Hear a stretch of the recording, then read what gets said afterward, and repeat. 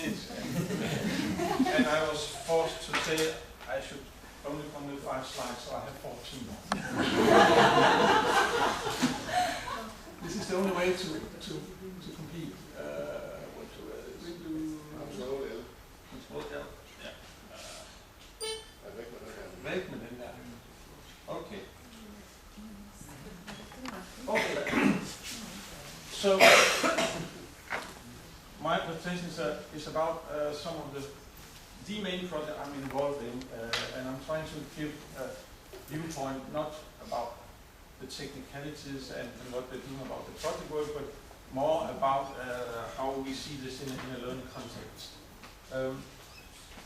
This is a very old one, and I think most of you have seen this before, but I think it has gained a new attention again, because out in the society, people, they say that we don't like to study. People are not so happy about going to the technical universities and doing stuff like we're doing here. But on the other hand, I think still that people have the abilities and also the what shall we say, they want to learn. And I think that might be a twist for the future, that we should take this into consideration. Okay, what we're doing. This is the 3 main pictures from my daily work. First year students, a very weak grade spot. We are building satellites, and just to give an impression of the size of these satellites, this is a CubeSat of 10 by 10 by 10 centimeters. So this is the size approximately. If we take 1/3 away, we have a satellite size.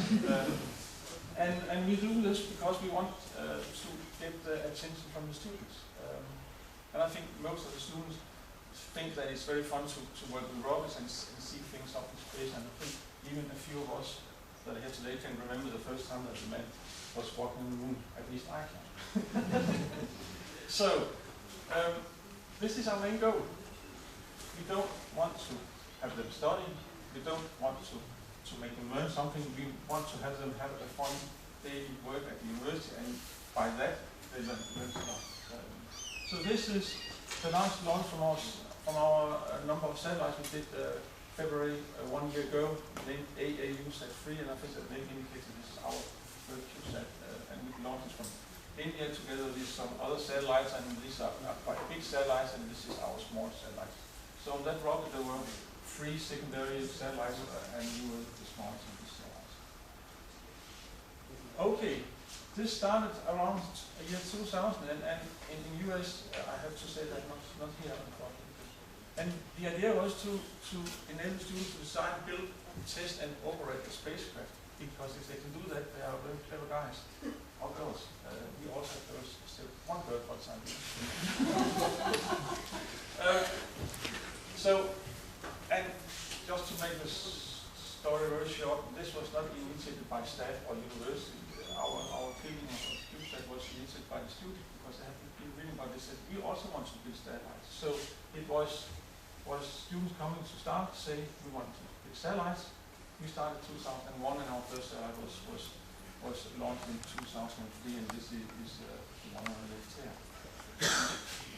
Our concept very short, 100% do it yourself, no customer on the shelf. You do not buy any stuff. They have to manufacture everything, including mechanical stuff, side panels, PCBs, mounting, soldering, writing software, doing antennas, all the stuff.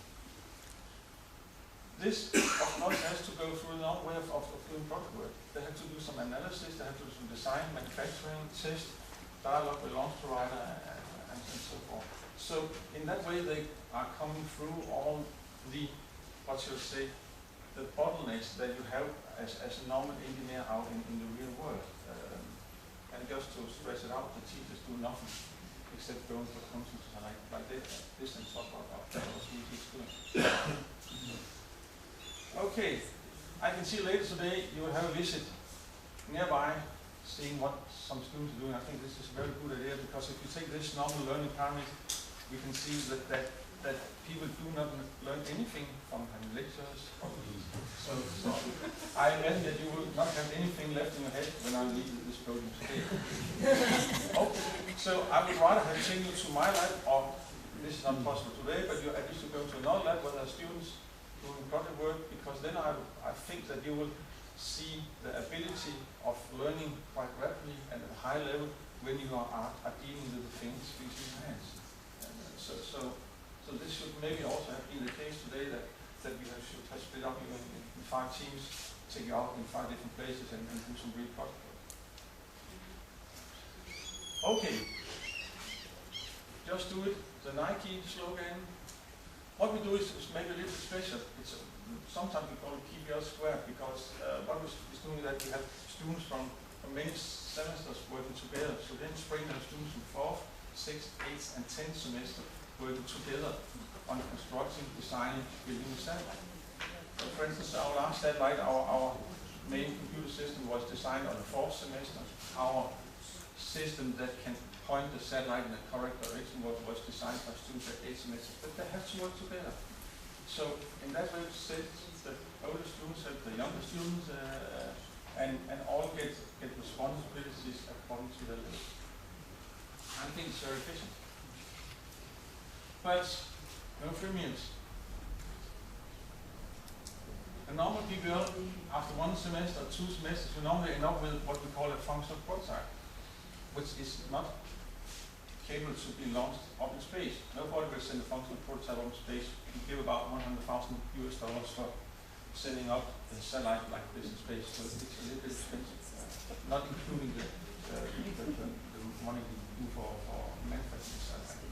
So we, of course, see that students split down the line. Somebody will continue in the project and somebody will drop out because they think it's too hard. One of the problems is that we don't get any educational credits from going what we call the functional prototype to the flight quality satellite. If you take a look at the work distribution, I think maybe 40% of the work is within the normal educational curriculum, and maybe 60% is volunteer work in holidays, winter times, weekends, Saturdays, Wednesdays, and so on. So there's no free meals, and only the hardworking students will be able to come through this process. Fun, but not only fun.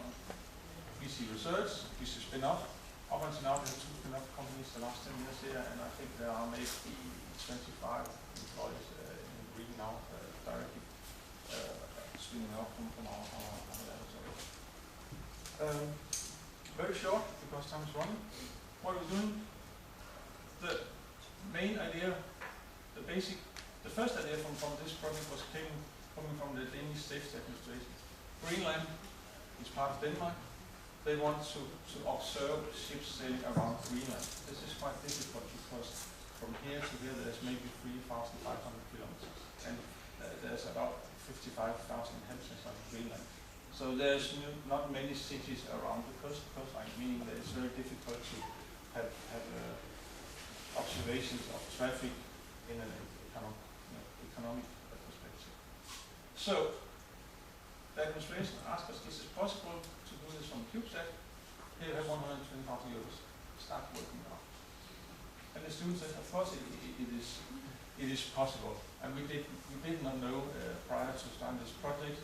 Of course there's some problems. Can we have optics on board a small satellite observing ships from 800 kilometers high? No. Can you have radar? No. There are many no's, but one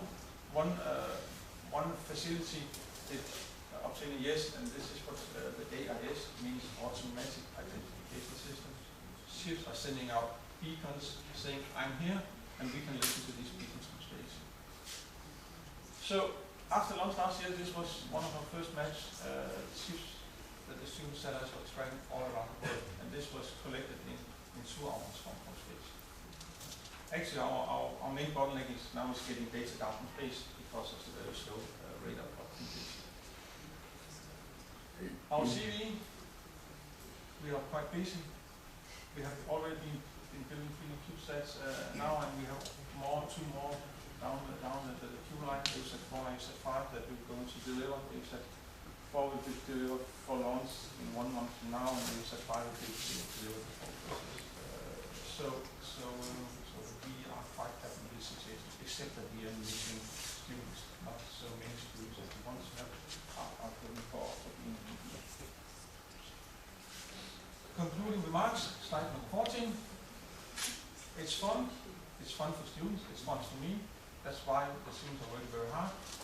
We have gained some international cooperation in European space. You can see this area is an educational program we are in together with Norway, Sweden, and Finland. We also have contact to other countries around the world. Last night we got an email from Serbia that wants to participate. I want to involve us in building a CubeSat. So the students are traveling around the world, not with the teachers, but two and two together, trying to fill up and set up this. Skilled engineers, we are spread to high schools. Next week I'm going to Norway as a referee in a CanSat competition for high schools from Scandinavia. So things are progressing. So, bottom line, makes it fun to come to work. Okay, thank you.